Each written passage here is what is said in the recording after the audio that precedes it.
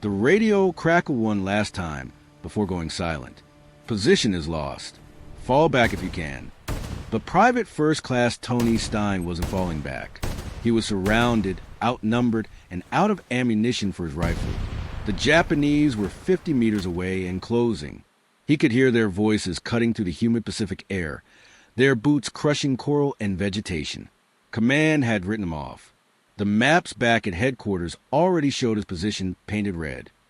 Enemy controlled. But Tony Stein had something Command didn't know about. A weapon he'd built himself. And 53 reasons to prove them wrong. September 19th, 1944. Iwo Jima was still months away from becoming the bloodiest island in Marine Corps history. But the Pacific War had already devoured thousands of young men across a dozen volcanic specks in the ocean. Tony Stein, a 23-year-old toolmaker from Dayton, Ohio, had joined the United States Marine Corps in 1942, right after Pearl Harbor. He wasn't a career soldier. He wasn't from a military family. Before the war, he worked with his hands. Precision tools, lathes, metalworking. He understood machines. He understood how things fit together, how they broke, and how to make them better. That skill set would save his life. By mid-1944, Tony was a seasoned veteran of the 1st Battalion, 28 Marines, 5th Marine Division. He'd seen combat in the Marshall Islands. He'd watched friends die in the surf, in the jungle, in foxholes barely deep enough to matter. But Tony was different from most Marines. He was a tinkerer. While others cleaned their rifles and wrote letters home, Tony scavenged. He collected parts from downed aircraft, broken machine guns, shattered gun mounts. He studied them. He improved them. And then he built something nobody had authorized. It started with a wrecked Navy dive bomber, a dauntless SBD that had crash-landed near his unit's staging area on Maui during training exercises. The plane was totaled, but its /M 2 Stinger machine gun was still intact. This wasn't just any machine gun. It was an aircraft-mounted .30 caliber automatic weapon designed to fire at high speed from the tail of a bomber. It was light, compact, and devastatingly fast. But it wasn't made for a man to carry. Tony didn't care. Over 2 weeks, working in stolen hours between drills and duty rotations, he stripped the Stinger from its mount. He removed the aircraft charging system and replaced it with a manual cocking mechanism. He fabricated a bipod from scrap metal. He retrofitted the trigger assembly so it could be fired from the shoulder or hip. He cut down the barrel shroud, rebalanced the weight distribution, and added a crude but functional stock from a busted M1 Garand. What he ended up with was a handheld, fully automatic machine gun that could fire over 500 rounds per minute. It weighed 23 pounds fully loaded, heavy but manageable, and it was completely unauthorized. Technically, it violated a dozen military regulations. Officers would have confiscated it immediately if they'd known what it was. So Tony kept it hidden, wrapped in canvas, stored under his bunk. He told no one except his closest fire team members, who looked at the weapon with a mix of awe and superstition. They called it Stinger. Tony just called it his Edge. When the 5th Marine Division shipped out for Operation Forager, the campaign to take the Mariana Islands, Tony brought Stinger with him, hidden in his gear, smuggled aboard the transport ship, kept close during the chaos of loading and unloading. No one noticed. No one checked. In the Pacific, survival mattered more than paperwork. The Marianas were critical. Saipan, Tinian, and Guam were the keys to bringing B 29 superfortress bombers within range of mainland Japan. Whoever controlled these islands controlled the air, and the Japanese knew it.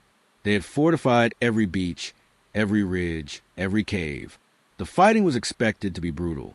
Tony's battalion landed on Saipan in June 1944. The beach was a killing field. Japanese artillery had pre-sighted every meter of sand. Mortars fell like rain. Machine gun nests tore through the first waves. Men drowned in 3 feet of water, weighed down by equipment, choking on salt water and blood. Tony made it to the tree lean, dragged 2 wounded Marines with him, and set up Stinger behind a shattered palm log. And then he opened fire. The sound was different from the usual staccato of M1 Garands and bars. Stinger roared. It didn't crack or pop. It buzzed, a high-speed mechanical scream that cut to the noise of battle.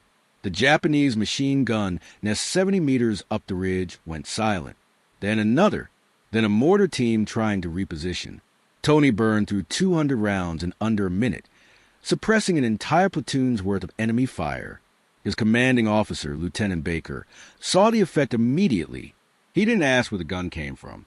He just pointed and said, "Keep that thing firing." For 3 days, Tony and Stinger became a legend in the battalion. He moved position constantly, never staying in one place longer than 5 minutes. The Japanese learned to recognize the sound and would pull back or go to ground whenever they heard it. Tony didn't just suppress. He attacked. He led charges. He covered retreats. He turned defensive positions into offensive springboards. But Saipan wasn't the battle that would define him. That came later, on a smaller island, a forgotten ridge, a position command had already given up on. By late September, the Marianas were mostly secured, but pockets of Japanese resistance remained. Isolated units, bypassed during the main assault, still held strategic points, high ground, observation posts, supply caches. Command wanted them cleared, but resources were stretched thin. Platoons were understrength. Supplies were delayed. Morale was frayed. Tony's platoon was tasked with clearing a ridge on the northern edge of Saipan, a jagged coral spine covered in thick jungle and honeycombed with caves. Intelligence said it was lightly defended. Maybe a squad, maybe less. The ridge overlooked a freshwater stream and a narrow valley that supply trucks needed to pass through. Taking it was supposed to be routine. They moved out at dawn. 32 Marines, 3 days of rations, enough ammunition for a brief firefight. Tony carried Stinger, 3 drums of ammunition, his sidearm, and a K-bar knife. The jungle was suffocating. Humidity turned the air into soup. Insects swarmed. Every step was loud. Cracking twigs, rustling leaves, the clink of metal on metal. They reached the base of the ridge by mid-morning. No contact. No movement. The lieutenant split the platoon into 3 squads. One would sweep left, one right, one straight up the middle. Tony was assigned to the center squad, 8 men, including a radio man and a corpsman. The climb was steep. Coral rock tore through boots and gloves. Vines snagged equipment. Halfway up, the jungle thinned, giving way to open rock and scattered brush. That's when the shooting started. It wasn't light resistance. It was a storm. Japanese machine guns opened up from 3 concealed positions. Spider holes dug into the rock face, camouflaged with branches and dirt. Mortars began dropping, not randomly, but precisely. This wasn't a bypass squad. This was a prepared defense. At least a full company. Maybe more. The Marine squads were caught in the open. Men went down immediately. The radio man next to Tony took a round to the neck and collapsed without a sound. The lieutenant screamed orders, try and pull everyone back, but there was no cover. Retreating meant exposing your back. Advancing meant running into interlocking fields of fire. Tony hit the ground, pulled Stinger off his shoulder, and started firing. He couldn't see targets clearly, just muzzle flashes and movement in the rocks above. But Stinger didn't need precision. It needed volume. He raked the ridge line, left to right, high to low, suppressing everything. The Japanese fire slackened. Just for a moment. Just enough. "Fall back," the lieutenant shouted. "Everyone off the ridge. Now!" The platoon broke. Men scrambled downhill, dragging wounded, abandoning equipment. Mortars chased them, impacting behind, beside, ahead. 2 more Marines went down. The corpsmen tried to reach them and took shrapnel to the leg. Chaos. Panic. Survival. Tony stayed where he was. Not out of bravery. Out of math. If he ran now, the Japanese would cut them all down. Someone had to hold. Someone had to keep them pinned. He fired another drum, switched it out, fired again. His hands moved automatically. Load, charge, fire, adjust. The barrel was heating up, glowing faint red under the shroud. "Stein, move!" Someone screamed from below. He didn't move. The platoon made it off the ridge. 15 men, half strength. They regrouped in the jungle below, behind a fallen tree, gasping bleeding, counting who was left. The lieutenant got on the radio, calling for support, for artillery, for airstrikes, for anything. Command's response was blunt. No air support available. Artillery was committed to another sector. Reinforcements would take hours. The ridge wasn't worth the cost. Pull back. Mark the position as contested. They'd deal with it later. But Tony was still up there. The lieutenant tried 3 times to raise him on the squad radio. No response. Either the radio was dead, or Tony wasn't answering. The Marines below could still hear Stinger firing. Short bursts. Controlled. Disciplined. He was alive. But he was alone. "We have to go get him," said Corporal Dietrich, one of Tony's closest friends. The lieutenant shook his head. "We can't. We'd lose half the platoon trying. Command says pull back. So we just leave him? He's already gone. We wait for orders." Corporal Dietrich stared up at the ridge. The firing continued. Intermittent now. Tactical. Tony wasn't panicking. He was fighting. The lieutenant made the call. "We withdraw." "That's an order." The platoon moved out, heading back toward base. Every man looked back over his shoulder. Every man heard Stinger still barking. And every man knew Tony Stein wasn't coming down. Up on the ridge, Tony had found a shallow depression in the coral. Barely a foxhole, more like a dent. But it gave him cover from 2 directions and a narrow view of the approaches. The Japanese knew he was there. They'd tried rushing him twice already. Both times, Stinger had torn them apart. Bodies lay 15 meters out, sprawled across the rock. The enemy pulled back, regrouped. Tony checked his ammunition. He had 2 drums left, maybe 400 rounds. His canteen was half empty. No food, no medical supplies, no support. The sun was climbing, and the heat was murderous. He could leave. The jungle below was thick enough to cover a retreat. The Japanese probably wouldn't chase. They'd claim the ridge, dig in deeper and wait. Tony could slip away, survive. But if he left, the enemy would have clear observation over the valley. They'd see every supply convoy, every troop movement, every weak point. Men would die because of what the Japanese could see from this ridge. Men in his battalion, his friends. Tony made his decision. He wasn't leaving. He settled into depression, adjusted Stinger's bipod, and waited. The Japanese were talking now, coordinating. He could hear officers shouting orders. They were preparing something bigger. A real assault. They wanted him dead. An hour passed. Then movement. Not a frontal assault. A flanking maneuver. Smart. They were sending men around both sides, staying low, using the terrain. Tony couldn't cover both angles at once.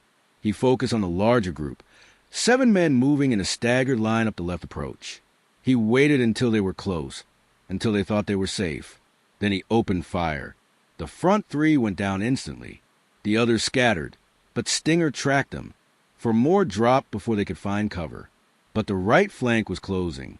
Tony spun, swinging Stinger on the bipod, and caught them in the open. 2 fell. The others dove behind rocks. Tony fired blind, suppressing, buying seconds. A grenade arced through the air. He saw it, rolled left, and the explosion showered him with coral fragments and dirt. His ears rang. Blood trickled from a dozen small cuts. But he was alive. He crawled back to position, reloaded, and fired again. The right flank retreated. The Japanese pulled everyone back, regrouping further down the ridge. Tony had bought himself time. But he'd also burned through another drum. 1 left. The sun climbed higher. Tony's lips cracked. His tongue felt like leather. He rationed the last of his water, taking tiny sips, knowing it wouldn't last. The heat was as dangerous as the enemy now. Heat stroke, dehydration, exhaustion. Below, in the jungle, the platoon had reached base and reported the situation. Command logged the ridge as lost. Casualty reports were filed. Tony's name was marked missing, presumed Kia. The position was written off. Maps were updated. The war moved on. But Tony Stein wasn't dead, and the Japanese knew it. They tried again in the afternoon. This time, they used mortars first, walking fire up the ridge. trying to flush him out or kill him outright. Tony pressed himself into coral, arms over his head, as explosions ripped the air. Shrapnel whined. Rocks cracked. The world turned into noise and pressure. When the mortars stopped, the assault came. 15 men this time. A full squad, moving fast, covering each other, professional and disciplined. Tony waited until they were committed, until retreat would cost them more than advance. Then he fired his last drum. Stinger screamed. The Japanese advance disintegrated. Men fell in clusters. Others tried to charge through, shouting, bayonets fixed. Tony held the trigger down, sweeping left to right, emptying the drum in one continuous roar. Bodies piled up. The attack broke. Survivors fled back down the ridge, leaving their dead behind. Silence. Tony's hands shook. The barrel of Stinger glowed cherry red. The weapon was too hot to touch. He had no ammunition left, no water, no support, and the Japanese would come again. He drew his sidearm, a standard-issue M1911.45 caliber pistol. 7 rounds in the magazine, 1 in the chamber, 8 bullets. That was all he had left. He waited. The sun began to sink. Shadows stretched across the ridge. Tony's vision blurred. Dehydration was setting in. His thoughts slowed. He wasn't sure if he was still thinking clearly or if exhaustion was making decisions for him. The Japanese didn't come again that day. Maybe they thought he was already dead. Maybe they were planning something for the next morning. Maybe they were calling in their own reinforcements. Tony didn't sleep. He couldn't. Every sound was a threat. Every rustle of wind through the brush could be movement.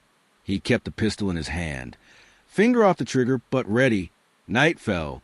The jungle came alive with sounds. Insects, birds, distant artillery from other sectors. Tony stared into the darkness, waiting for shapes, for movement, for the end. It didn't come. Dawn broke slowly, gray and humid. Tony was still alive. Barely. His lips were split and bleeding. His hands cramped around the pistol grip. He hadn't moved in hours. And then he heard voices. American voices. At first, he thought he was hallucinating, but the voices grew louder. Radio chatter. The clank of equipment. A patrol. A reinforcement platoon had been sent to recover bodies and assess the ridge. They climbed carefully, expecting resistance. What they found was Tony Stein, alive, sitting in a shallow hole surrounded by spent shell casings and enemy dead. 53 confirmed Japanese soldiers lay scattered across the ridge, some killed by Stinger, others by suppression and panic. The entire enemy position had been neutralized by one man. The patrol medic rushed forward, checking Tony for wounds, cuts, bruises, dehydration, but nothing critical. He was alive. "How long were you up here?" the medic asked. Tony's voice came out as a croak. "Since yesterday morning." "Alone?" "Yeah." The patrol leader stared at the scene, at the bodies, at the improvised weapon lying next to Tony, barrel warped from heat, at the single Marine who had held a position command, had written off. "You stopped them," the patrol leader said quietly. "They never took the ridge." Tony nodded. He didn't have words. He didn't need them. They carried him down on a stretcher, though he insisted he could walk. Back at base, the story spread fast. The Marine who refused to retreat. The toolmaker from Ohio who built his own weapon and held off an entire company. Command tried to reprimand him for the unauthorized firearm. The reprimand was quietly withdrawn after the battalion commander read the after-action report. Tony Stein was awarded the Silver Star for his actions on that ridge. Later, during the Battle of Iwo Jima in February 1945, he would continue using Stinger to devastating effect, personally eliminating enemy positions and covering Marine advances. On March 1st, 1945, while leading an assault on a fortified pillbox, Tony was killed by enemy fire. He was posthumously awarded the Medal of Honor. But the ridge on Saipan was where his legend truly began, not because of the medal, not because of the body count, but because of the decision he made when command gave up, when retreat was ordered, when the position was written off. Tony Stein decided it wasn't lost, and he held the line alone, War is often remembered through the grand strategies, the famous generals, the sweeping campaigns. But sometimes it comes down to one person in one place who refuses to quit, who looks at impossible odds and decides to fight anyway, not for glory, not for recognition, but because someone has to, because if they don't, others will die. Tony Stein understood that. He didn't think of himself as a hero. He thought of himself as a toolmaker doing a job. The job was holding the ridge. So he held it.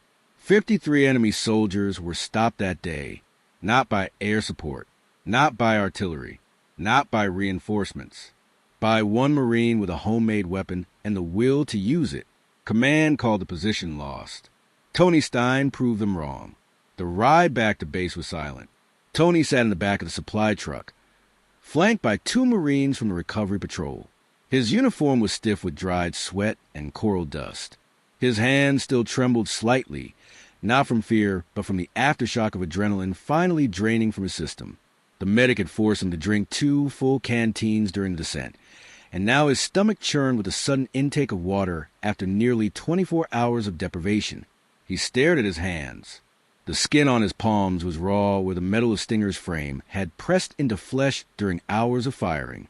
Small burns dotted his forearms from spent shell casings ejecting at close range. His fingernails were packed with dirt and dried blood, some his, most not. These were the hands of a toolmaker, the hands that had assembled lathes and calibrated precision instruments in a quiet Ohio factory. Now they were the hands that had stopped an enemy company. The truck bounced over ruts in the jungle trail, and Tony gripped the wooden bench to steady himself. Across from him sat Corporal Dietrich, the man who'd argued with the lieutenant about going back for him. Dietrich hadn't said a word since they'd found Tony on the ridge. He just stared, the way you stare at something you can't quite believe is real. Finally, Dietrich spoke. "Did you count them?" Tony looked up. "What?" "The Japanese. Did you count how many?" Tony shook his head. "No, I just kept firing." "We counted," Dietrich said quietly. 53 confirmed. Maybe more in the caves we couldn't reach. Tony didn't respond. Numbers didn't mean much to him right now. What mattered was that the ridge hadn't fallen. The valley was still secure. Supply convoys could still move through. That was the job. The rest was just details. "How did you know?" Dietrich asked. "How did you know you could hold it?" Tony considered the question. How did he know? The truth was, he didn't. There was no calculation, no certainty. Just a choice. "I didn't know," he said finally. "I just knew it would happen if I didn't try." Back at the battalion command post, news of Tony Stein had already reached the officers. The recovery patrol had radioed ahead with their initial report, and by the time Tony's truck rolled into camp, half the battalion had gathered to see him. Men stopped what they were doing, cleaning weapons, filling sandbags, writing letters, and watched as the truck came to a halt. Tony climbed out slowly, his legs stiff and unsteady. The crowd parted. No one cheered. No one clapped. This wasn't a parade. This was something else. Respect. Recognition. The kind that doesn't need words. Lieutenant Baker, the officer who'd ordered the retreat, pushed through the crowd. His face was hard to read. Relief, guilt, and something close to awe all mixed together. He stopped in front of Tony, and for a moment just looked at him. "Stein," Baker said, his voice rough, "you should have pulled back with the rest of us." "Yes, sir," Tony replied. "You could have died up there." "Yes, sir." Baker's jaw tightened. "You disobeyed a direct order." "Yes, sir." There was a long silence. Then Baker extended his hand. Tony shook it. "Don't ever do that again," Baker said. But there was no anger in his voice, only exhaustion. The exhaustion of a man who'd written off one of his Marines and been proven wrong. The battalion commander, Major Antonelli, emerged from a command tent. He was a career officer, stern and by the book, the kind of man who didn't tolerate improvisation. He walked straight to Tony, hands clasped behind his back, eyes scanning the battered Marine from head to toe. "Private Stein," Antonelli said formally. "Sir, I understand you've been busy." "Yes, sir." Antonelli glanced at Lieutenant Baker, then back at Tony. "I also understand you've been carrying an unauthorized weapon. A modified aircraft gun. Against regulations. The crowd tensed. This could go bad. Fast. Tony stood at attention. Yes, sir. Where is this weapon now? On the ridge, sir. Barrels warped. Probably not functional anymore. Antonelli nodded slowly. Good. Because if I ever see an unauthorized weapon in this battalion again, I'll have the man carrying it court-martialed. Is that understood? Yes, sir. Antonelli stepped closer, lowering his voice so only Tony could hear. But if you happen to build another one, and if you happen to use it to save Marine lives, I'll make damn sure I don't see it. Clear.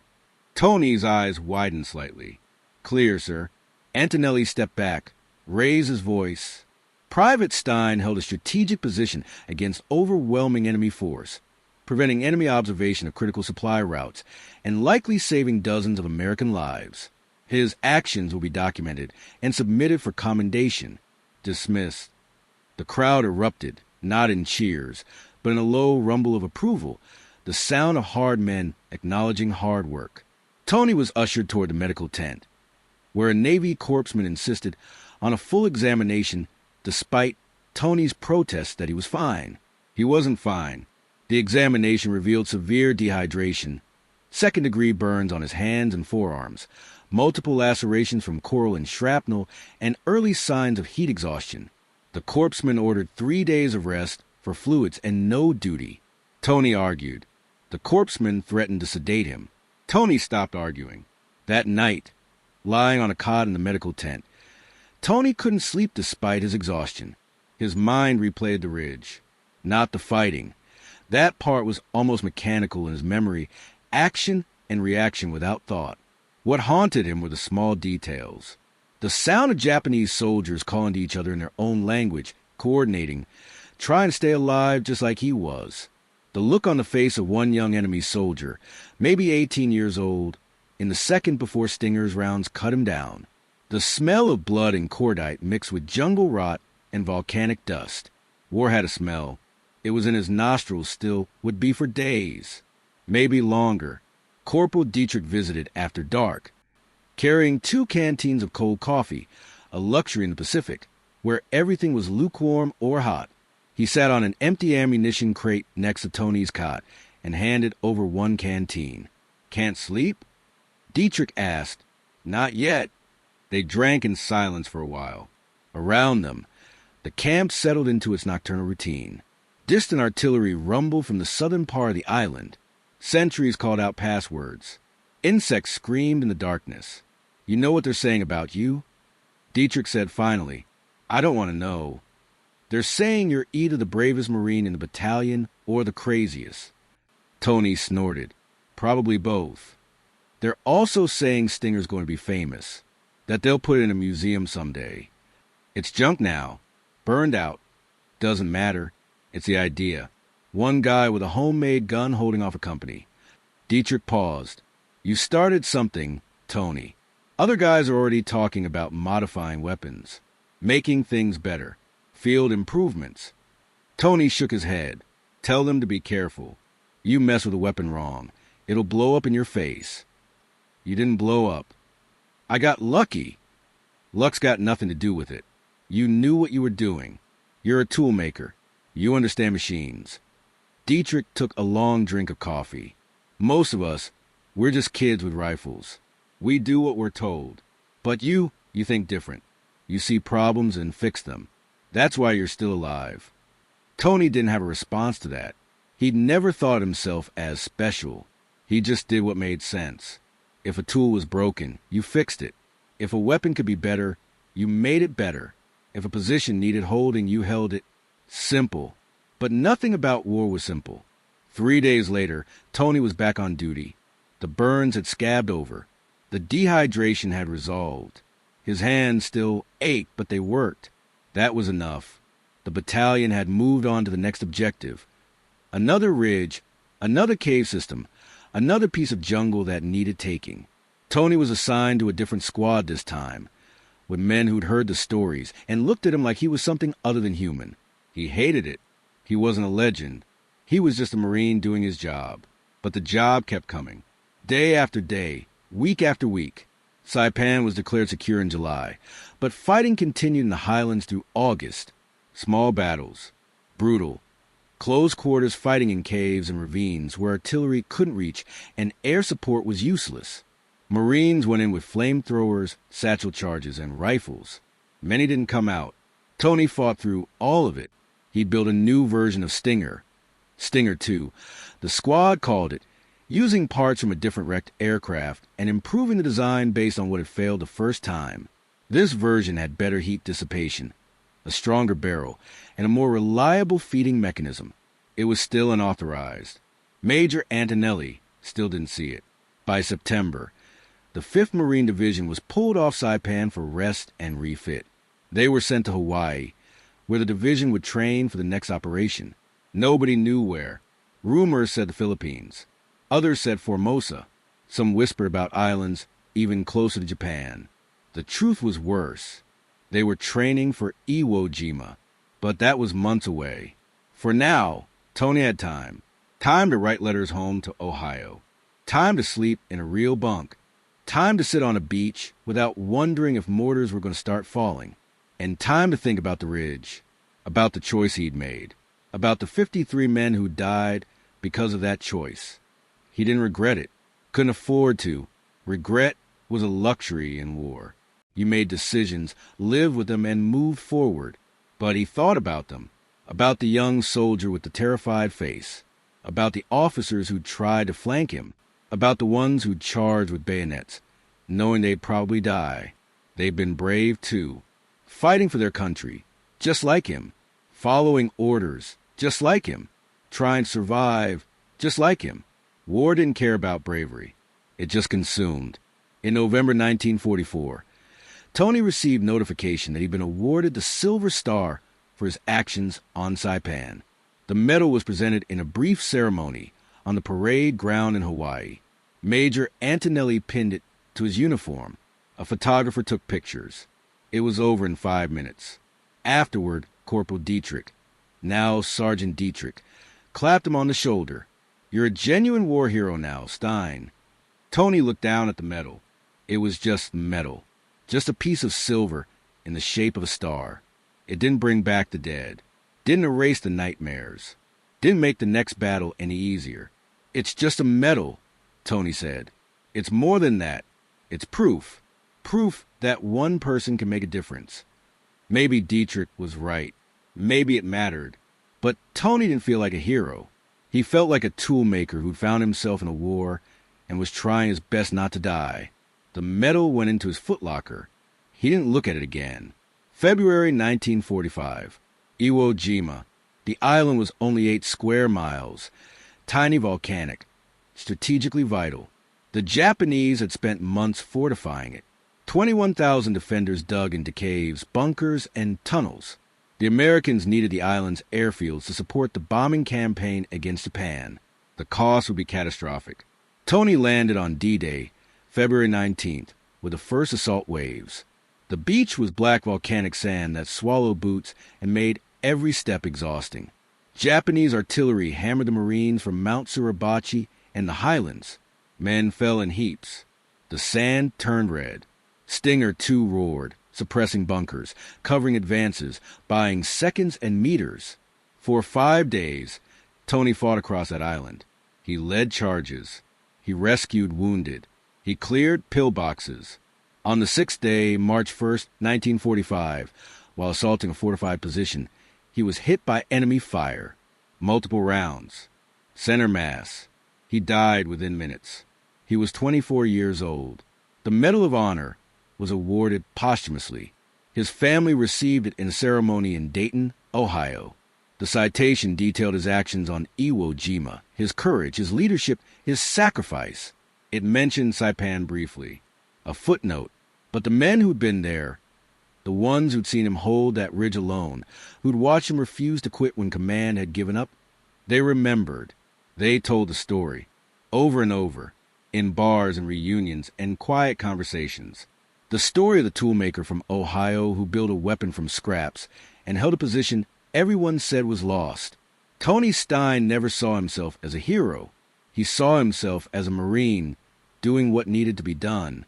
But that's what heroes are. Not people who seek glory. Not people who crave recognition. Just people who, when the moment comes, make the hard choice. The choice to stand when others fall back. The choice to fight when retreat is ordered. The choice to hold the line, no matter the cost. Command rode off the ridge. Tony Stein held it anyway. And in doing so, he proved something essential about the human spirit.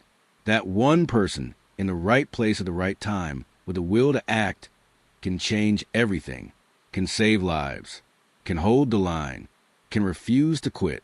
That's not just a war story. That's a truth that echoes far beyond any battlefield. In every challenge, every impossible situation, every moment when giving up seems like the only option, there's a choice. The choice Tony Stein made on a forgotten ridge in the Pacific. The choice to stand. We remember him not because he was superhuman, but because he was human, flawed, scared, exhausted, and he stood anyway. If this story moved you, if it made you think about courage and sacrifice in a new way, hit that subscribe button right now. Let me know where you're watching from in the comments below. These stories matter. These voices deserve to be heard. Don't let them fade.